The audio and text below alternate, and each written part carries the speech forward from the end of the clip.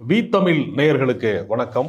தமிழ்நாட்டு அரசியல் சூழலை பொறுத்தவரையில் திமுக, அதிமுக என்கிற அந்த இரண்டு கட்சிகளும் ஒரு இருதுருவ அரசியலாகவே நீண்ட காலமாக பயணித்து வந்திருக்கிறார்கள். ஏறத்தாழ திமுக 1949 தொடங்கப்பட்ட இயக்கம் ஒரு 75 ஆண்டு காலத்தை நிறைவு செய்திருக்கிற இயக்கமாக இருக்கிறது. அதிலே இருந்து பிரிந்து சென்ற இயக்கமாக இருக்கக்கூடிய அதிமுக ஏறத்தாழ அது ஒரு 52 ஆண்டுகள், 1972 தொடங்கப்பட்ட அதிமுக ஒரு 52 ஆண்டுகளை நிறைவு செய்திருக்கிறது. ஒரு அரை நூற்றாண்டை கடந்திருக்கிற அதிமுகவும் ஒரு 75 ஆண்டு காலத்தை கடந்திருக்கிற திமுகவும் தான் மாறி மாறி ஆட்சி செய்து வருகிறார்கள். 67க்கு பின்பு அண்ணா முதலமைச்சரானதிலே இருந்து தமிழ்நாட்டு அரசியலிலே தேசிய கட்சிகளுக்கு எந்த விதமான இடமும் இல்லை, முக்கியத்துவம் இல்லை. அது நாடாளுமன்ற தேர்தல் என்று வருகிற போது வேண்டுமானால் அவர்களுக்கென்று ஒரு முக்கியத்துவம் இருக்கலாம். மற்றபடி மாநில கட்சிகள் தான் தமிழ்நாட்டை ஆள முடியும் என்கிற ஒரு நிலைமை உருவாகிவிட்டது. இப்பொழுது வலிமையான கட்சியாக இருக்கக்கூடிய, கூட்டணிகளோடு கூடிய வலிமையான கட்சியாக இருக்கக்கூடிய திமுகவிற்கு சம பலத்திலே இருந்த அதிமுக என்கிற அரசியல் கட்சி தன்னுடைய வலிமை குறைந்து இருக்கிறது. அதற்கு காரணம் ஜெயலலிதா அவர்களுடைய மறைவுக்கு பின்பு அதிமுக பாஜகவினுடைய கூட்டணியினால் கொஞ்சம் கொஞ்சமாக அந்த கூட்டணிக்குள்ளே கரைந்து கொண்டே வந்தார்கள். அவர்களுடைய தனித்தன்மை அவர்கள் இழந்து விட்டார்கள். அதிலும் குறிப்பாக இந்தியாவிலே மிக மோசமாக பாதிப்பை உண்டாக்கிய கருப்பு சட்டங்கள் என்று வர்ணிக்கப்படுகிற வேளாண்மை திருத்த சட்டங்களாக இருக்கட்டும், அல்லது குடியுரிமை திருத்த சட்டம் போன்ற சிறுபான்மை மக்களுக்கு எதிரான சட்டமாக இருக்கட்டும், பல்வேறு சட்டங்களிலே முத்தலாக்கு தடை சட்டமாக இருக்கட்டும், பல்வேறு சட்டங்களிலே அந்த கருப்பு சட்டங்களுக்கு எல்லாம் ஆதரவு தெரிவிக்கிற ஒரு நிலைமையை அதிமுக எடுத்தது. இப்போ அதிமுகக்கென்று இருக்கக்கூடிய தனித்தன்மையும் காப்பாற்றவர்கள் தவறிவிட்டார்கள். சிறுபான்மை வாக்கு வங்கி, மதச்சார்பற்றவர்களுக்கான வாக்கு வங்கி, இதெல்லாம் அவர்களுக்கு ஒரு பெரிய நம்பகத்தன்மையை கேள்விக்குரியதாக மாற்றிவிட்டது. அது மட்டுமல்லாமல் அதிமுக என்கிற அரசியல் கட்சி எம்ஜிஆர் என்கிற ஒரு வசீகரமான ஒரு தலைவர், ஜெயலலிதா என்கிற ஒரு வசீகரமான தலைமை, இதிலிருந்து ஒரு பிம்ப அரசியலிலே இருந்து உருவான ஒரு அரசியல் கட்சி. இப்பொழுது எடப்பாடி பழனிசாமிக்கு அப்படி ஒரு பிம்ப அரசியல் இருக்கிறதா என்று கேட்டால் எம்ஜிஆரோடோ ஜெயலலிதாவோடோ ஒப்பிட முடியாத, அவரே தன்னை சொல்லிக் கொள்கிறார், நான் ஒரு சாமானியன் விவசாயி என்றெல்லாம் அவர் சொல்லிக் கொள்கிறார். அவருக்கு அந்த தலைமைக்கான இமேஜை அந்த கட்சியிலே உருவாக்க முடியவில்லை. அவரிடமிருந்து பிரிந்து சென்றவர்கள் அத்தனை பேருமே, அவருக்கு எதிரான போர்க்கொடியை தூக்கியவர்கள் யாருமே அரசியலிலே பெரிய அளவிலே ஜொலிக்கவில்லை. டிடிவி தினகரன் ஒரு பெரிய அளவிலே வந்து விடுவார் என்பது போன்ற ஒரு தோற்றம் இருந்தது தொடக்கத்திலே. ஆனால் அந்த தோற்றம் நீடிக்கவில்லை, நிலைக்கவில்லை. அந்த அரசியல் கட்சி வேறு வழியே இல்லாமல் பாஜகவோடு கூட்டணி போக வேண்டிய நிலைமைக்குத்தான் கடந்த நாடாளுமன்ற தேர்தலிலே போய் அவர்கள் நிற்க வேண்டிய சூழல் விட்டது. அதே போல ஓபிஎஸ் அவர்களுக்கும் பெரிய அளவிலே கட்சியிலேயே அவருக்கு இன்னும் ஃபாலோவர்ஸ் பெரிய அளவில் கிடையாது.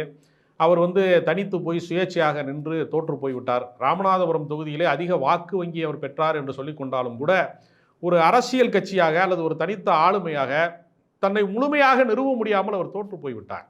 சசிகலா சிறைக்கு போனதற்கு பின்பு ஜெயலலிதாவினுடைய சமாதியிலே ஓங்கி அடித்து சத்தியம் செய்து விட்டெல்லாம் போனார், வீரவேஷமாக போனார். ஆனால் திரும்பி வந்ததற்கு பின்பு பெட்டி பாம்பாக அவர் சுருங்கி விட்டார். அவர் நடந்து முடிந்த எந்த தேர்தலிலுமே அவர் பெரிய அளவிலே, சட்டமன்ற தேர்தலிலே, நாடாளுமன்ற தேர்தலிலே ஒரு பெரிய பங்களிப்பை அவரால் செய்ய முடியவில்லை. தனித்து தனக்கென்று ஒரு அணியை உருவாக்க முடியவில்லை. அவர் சொல்வதை கேட்பதற்கு அவருக்குன்னு பெரிய ஃபாலோவர்ஸ் யாருமே கிடையாது.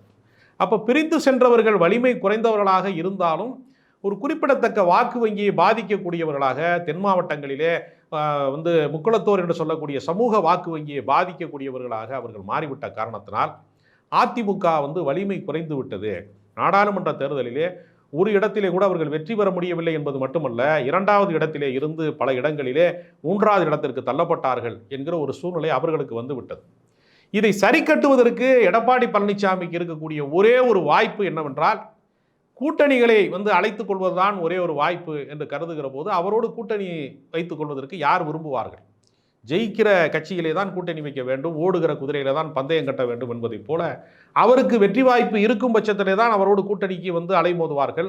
அப்படி கடந்த நாடாளுமன்ற தேர்தலிலே தேமுதிகவை தவிர்த்து விட்டு பெரிய அளவிலே எஸ்டிபிஐ என்கிற சிறுபான்மை இயக்கத்தை கழித்துவிட்டு பெரிய அளவிலே அவருக்கு கூட்டணிக்கு ஆட்கள் வந்தார்களா என்று சொல்ல முடியவில்லை. புதிய தமிழகம், ஒரு சில கட்சிகள் இருந்திருக்கலாம். ஆனால் பெரிய அரசியல் கட்சிகள் என்று வாக்கு வலிமை இருக்கக்கூடிய அரசியல் கட்சிகளிலே யாராவது அவரோடு கூட்டணிக்கு வந்தார்களா என்றால் பாமக பாஜகவோடு கூட்டணி கண்டு விட்டார்கள். இப்பொழுது திமுக கூட்டணி உடையும் என்று ஒரு கனவு கண்டார்கள். அதற்கு அவர்களுடைய எதிர்பார்ப்பை பூர்த்தி செய்வதற்கு தோதாக மது ஒழிப்பு மாநாட்டை திருமாவளவன் நடத்துகிற போது இது மாநில அரசுக்கு எதிரான விமர்சனமாக மாறக்கூடும் என்று அவர்கள் நினைத்தார்கள். ஆனால் அது நேர் எதிரடையாக அவரே அந்த திமுகவினுடைய தலைமையோடு பேசி இது மது ஒழிப்பை வந்து தேசிய அளவிலே ஒழிக்கப்பட வேண்டும் என்றெல்லாம் அவர் தன்னுடைய கருத்தை வெளிப்படுத்தினார். அதன் வழியாக அந்த மது ஒழிப்பு மாநாட்டின் வழியாக ஒரு கூட்டணியை வளர்ந்து விடும், மாறிவிடும் என்றெல்லாம் கனவு கண்டவர்களுக்கு அந்த கனவு பலிக்கவில்லை. அதற்கு அடுத்த வாய்ப்பாக வேறு என்னதான் வாய்ப்பு இருக்கிறது என்று பார்க்கிற போது, இடைத்தேர்தல் நடந்தபோது நாம் தமிழர் கட்சி வந்து அதிமுகவினுடைய ஆதரவை கோரினார்கள். ஒருவேளை நாம் தமிழர் கட்சி அதிமுகவோடு கூட்டணிக்கு வந்துவிடும் என்கிற ஒரு கணக்கு ஓடியது. ஆனால் அவரும் வந்து தனித்துதான் போட்டி என்று சமீபத்திலே அறிவித்திருக்கிறார். ஏறத்தாழ அவருடைய கட்சியினுடைய கூடாரமும் கொஞ்சம் கொஞ்சமாக காலியாகி கொண்டே இருக்கிறது. நாம் தமிழர் கட்சி என்பது ஒரு தேய்பிறை காலமாக, இலையுதிர் காலமாக மாறிக்கொண்டிருக்கிறது. அப்போ அவர்களுக்கு இருந்த ஒரு கடைசி வாய்ப்பு யார் தான் இருக்கிறார்கள் என்று பார்க்கிற போது, தமிழக வெற்றி கழகம் என்று விஜய் ஒரு புதிதாக ஒரு அரசியல் கட்சியை தொடங்குகிறார். விஜய்க்கு வந்து இளைஞர்கள் மத்தியிலே ஒரு பெரிய வசீகரம் இருக்கிறது, ஒரு செல்வாக்கு இருக்கிறது. அவருக்காக வந்து லட்சக்கணக்கான இளைஞர்கள் ஒன்று கூடுகிறார்கள். மிகப்பெரிய அளவிலே புதிய தலைமுறை வாக்காளர்கள், இளம் தலைமுறை வாக்காளர்கள், ஃபர்ஸ்ட் டைம் ஓட்டர்ஸ் வந்து அவருக்கு பெரிய அளவில் ஆதரவு தெரிவிக்கிறார்கள். எனவே அவரோடு அதிமுக கூட்டணி வைத்துக் கொண்டால் அவர் ஒரு பிரச்சார சக்தியாக வலம் வருவார்.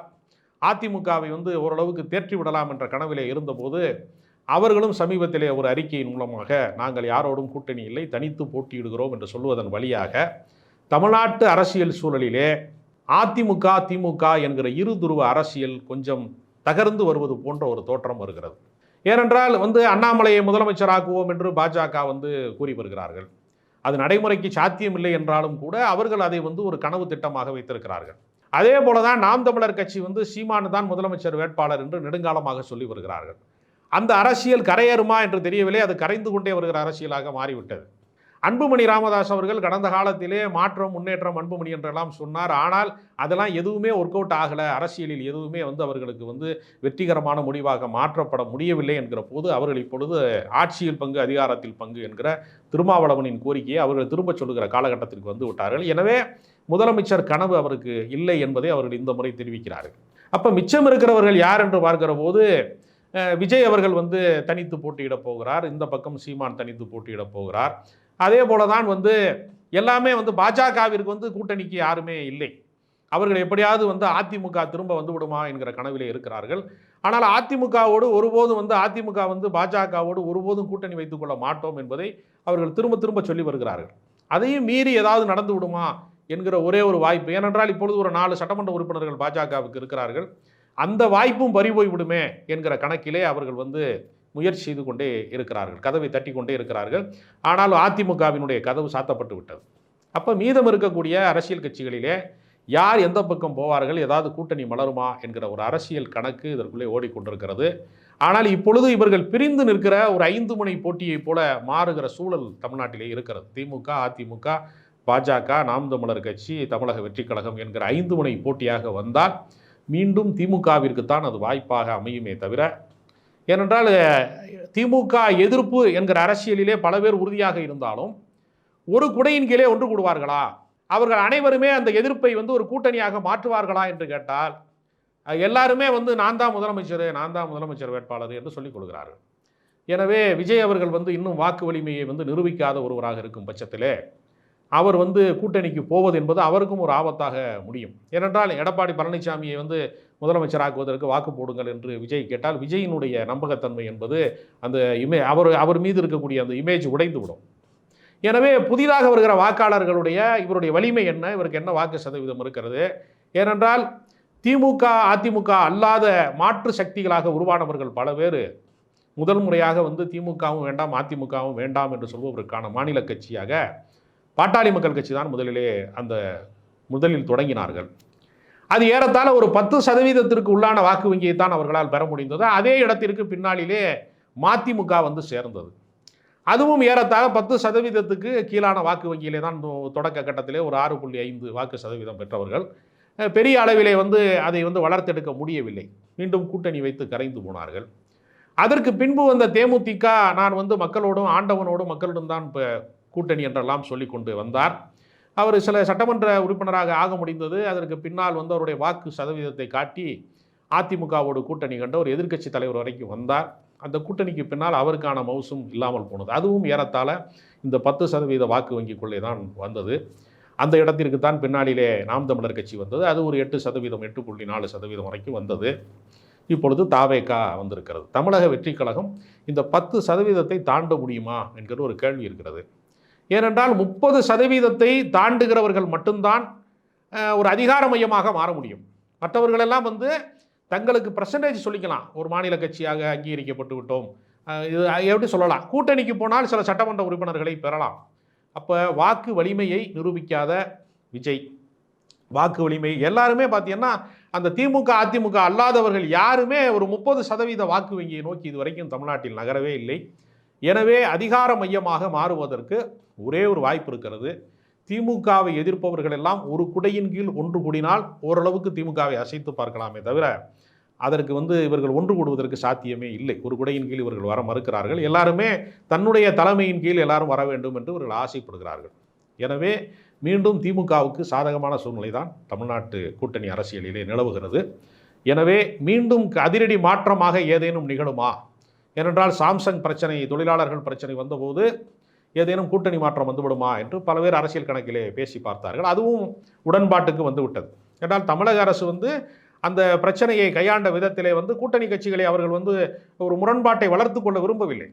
காவல்துறை கைது செய்தது தொழிலாளர்களை என்னாலும் மறுபடியும் அதையெல்லாம் மீண்டும் தலைவர்களோடு பேசி சரி செய்து விட்டார்கள். எனவே கூட்டணி உடைவதற்கான சாத்தியம் இருக்கிறதா? ஆட்சியில் பங்கு அதிகாரத்தில் பங்கு என்கிற குரலை மீண்டும் திருமாவளவன் எழுப்புவாரா என்றெல்லாம் பலர் எதிர்பார்க்கிறார்கள். இதுவரைக்கும் அதற்கான அடுத்த கட்ட அறிகுறி தோன்றவே இல்லை. ஒருவேளை தேர்தலுக்கு முந்தைய காலகட்டங்களிலே ஏதேனும் அதிரடியாக மாற்றம் வருமா, தங்கள் நிலைப்பாட்டை மாற்றிக்கொள்வார்களா என்பதை பொறுத்திருந்துதான் பார்க்க வேண்டும். காலம்தான் அதற்கான விடை சொல்லும்.